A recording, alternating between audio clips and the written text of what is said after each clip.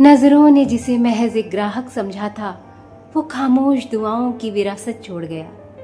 हम सबको पता है कि ना कुछ लेकर आए थे और ना कुछ लेकर जाना है। फिर भी ईश्वर ने इंसान को ऐसा तन, ऐसा मन, ऐसा पेट दिया है कि उसकी जिंदगी कमाने में गुजर जाती है। और इस कमाई में से बिना वजह कभी किसी को कुछ देना पड़ जाए तो ये इंसान 10 बार सोचता है। मगर जब किसी वाकई जरूरतमंद इंसान को देखकर बिना किसी अपेक्षा के वो अपना हाथ देता है, अपना साथ देता है, तो कैसे देने वाले और पाने वाले की जिंदगी बहुत खूबसूरत हो जाती है। बड़ी सुंदरता से सुनाती है ये बहुत ही रोचक कहानी। लेखिका कहती हैं कि मैं मेपल स्ट्रीट के कोने में एक छोटा सा कैफे चलाती थी।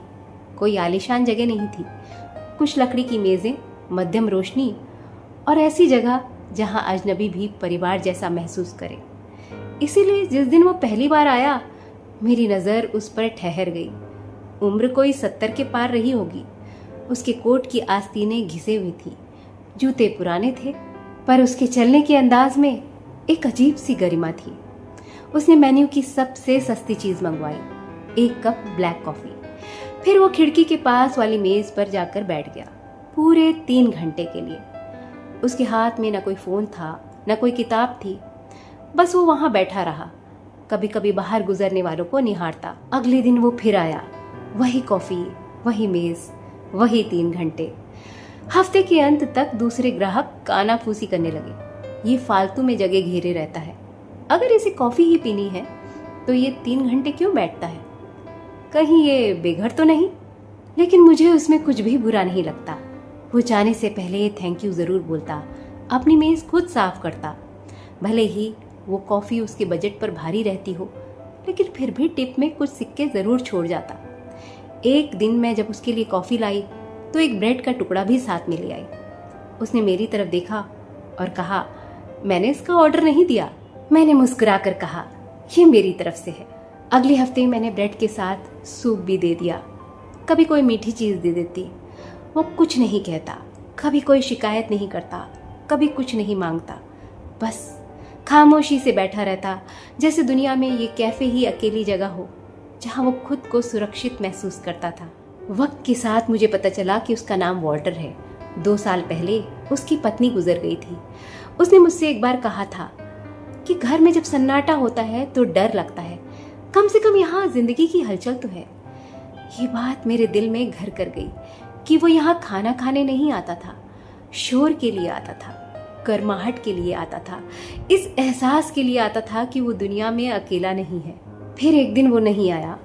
मुझे लगा शायद बीमार होगा। दूसरा दिन गुजरा, पूरा हफ्ता गुजर गया। मैं हर रोज 2:15 बजे खुद को दरवाजे की ओर ताकते हुए पाती। यही उसके आने का वक्त था। करीब 1 महीने बाद मेरी ही उम्र की एक महिला कैफे में आई। उसकी आंखों में एक तलाश थी। क्या आप ही इस कैफे की मालकिन है? उसने पूछा। मेरे हाँ कहने पर उसने कहा, मेरे पिता यहाँ आया करते थे। वॉल्टर? मेरा दिल जैसे डूब गया। हाँ, वो बहुत दिन से यहाँ नहीं आए, उसने एक दबी मुस्कान के साथ कहा। पिछले महीने उनका निधन हो गया। ये शब्द मुझे किसी पत्थर की तरह लगे। उसने अपने बैग से एक लिफाफा निकाला और पकड़ाते हुए कहा, वो इस जगह के बारे में बहुत बातें करते थे। इसे अपना दूसरा ड्राइंग रूम कहते थे। ये उन्होंने आपके लिए छोड़ा है। मैंने कांपते हाथों से वो लिफाफा खोला। उसमें एक खत था। लिखा था उस दयालु कैफे मालिक के नाम। आपको शायद अंदाजा नहीं, आपने कॉफी से बढ़कर मुझे बहुत कुछ दिया। पत्नी के जाने के बाद दिन पहाड़ जैसे लगने लगे थे। मैं अपनी बेटी पर बोझ नहीं बनना चाहता था और न ही उसे ये एहसास कराना चाहता था कि मैं दुनिया में कितना अकेला हूँ।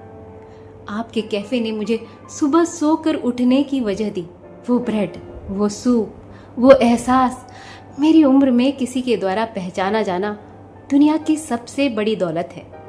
शुक्रिया उस बूढ़े आदमी को अपनी जगह घेरने देने के लिए। खत के साथ में एक चेक भी था। रकम बहुत ज्यादा बड़ी नहीं थी, मगर उसके खर्च से कहीं ज्यादा बड़ी थी। बेटी ने धीमी आवाज में कहा, वो चाहते थे कि आप इस रकम को नेकी कोष में डाल दीजिएगा और उन लोगों की मदद के लिए इस्तेमाल करिएगा जिन्हें बैठने के लिए एक छत और अपनेपन की जरूरत हो। मैंने आंसू छुपाने के लिए मुंह फेर लिया। उसके जाने के बाद मैं खिड़की वाली मेज पर गई। अब वो मुझे सूनी नहीं लग रही थी, क्योंकि अगले दिन मैंने उस खिड़की पर एक बोर्ड लगा दिया, अगर आपको बैठने के लिए गर्म जगह की ज़रूरत है तो आपका स्वागत है। कुछ खरीदना ज़रूरी नहीं है।